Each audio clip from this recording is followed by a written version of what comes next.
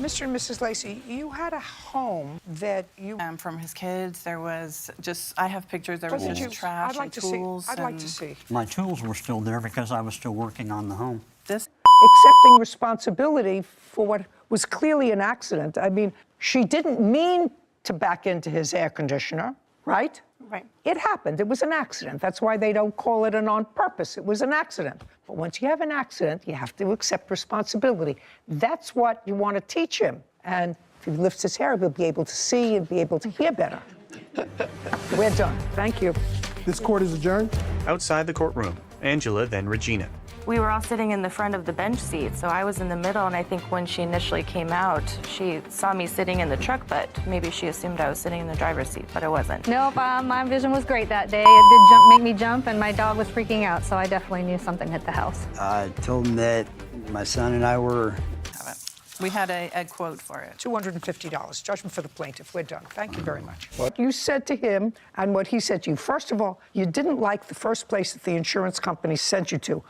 I don't know why. All I know is when you're dealing with this kind of thing, everybody's trying to make a little bit extra. And it's been my experience, and maybe I'm wrong, that when you have a little accident, you take your car into a body shop. Very often, if that's their business, they say, this is what you want fixed, this is what the damage was. And the person who runs the body shop or the owner of the body shop will say to you, I'll take whatever the insurance is, I'll work with the adjuster. Mm-hmm. That's what they usually do. Correct, sir? Yes. Yes. And in this case, is that what happened? No. Is what I'm asking you, because your complaint is that he has your car, won't give it back. emptying firewood, and that he may have hit his AC unit. It's just sad, you know, that they had to do that and that the young man had to be involved when he really didn't do it. Sarah and Judy. That case was a great demonstration of how being well prepared and doing the right thing can make the justice system work for you in the right way. He had all of his evidence laid out exactly how he needed to present it to you, and he had the damage evidence, he had the photographs, and he did the right thing. He didn't try and get a whole new unit for the $5,000. He said, I'll get the... I don't know how much that check was because you don't have a copy of that check.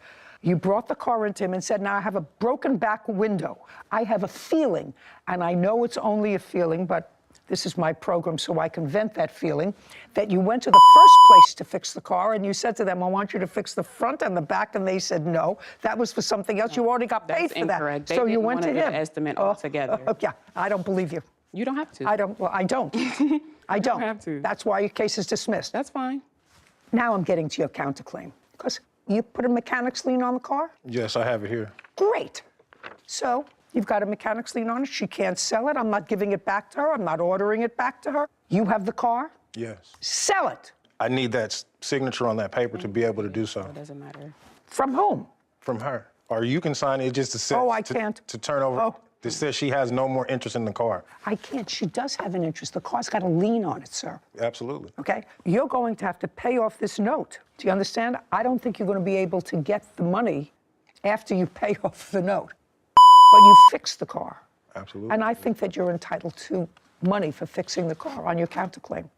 Because he's put a mechanic's lien on it, because he says that he did $6,000 worth of work on the car. He did work that was not approved by me Just a nor second. my insurance. I'm just telling you, that's what he says. He did $6,000 worth of work on the car. Okay. Okay? But I have to tell you, Mr. Warren, that has been my experience, and I'm very old, that when you take a car in that's been in an accident, they say, you know what, I'll work with your insurance company. And we all know what that means.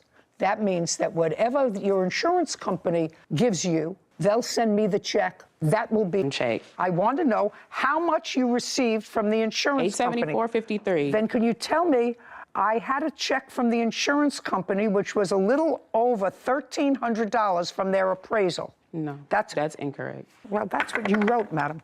That's what you wrote. That's your signature. That's what you wrote. I see the paper. The totaling was $1,374.53. I didn't receive a full $1,374.53 check from my insurance. I received $874.53 and had to pay my deductible of $500. When you brought your car into Mr. Warren, tell me what the conversation was. Before I got to him, I let him know what was going on, what I was going through. No, not let him know. I asked you what